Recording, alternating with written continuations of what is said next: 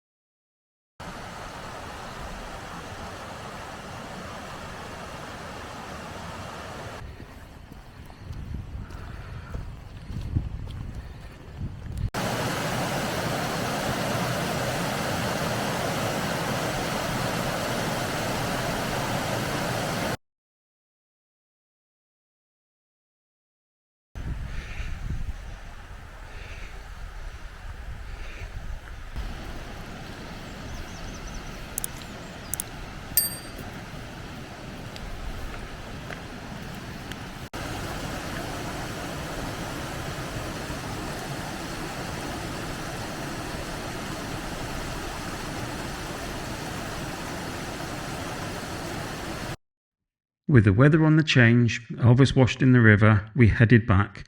Someone had a snooze after all the running around. The following day was spent in Barmouth on the coast. I didn't do any filming here but used up the last few frames of film in the camera. Our last night was spent making homemade pizza and enjoying a glass of wine or two. I hope you enjoyed watching our memories from our rare weekend together. If so, please give the video a like and subscribe to the channel if you're new here, and please leave us a comment down below. Have a good week and see you all soon.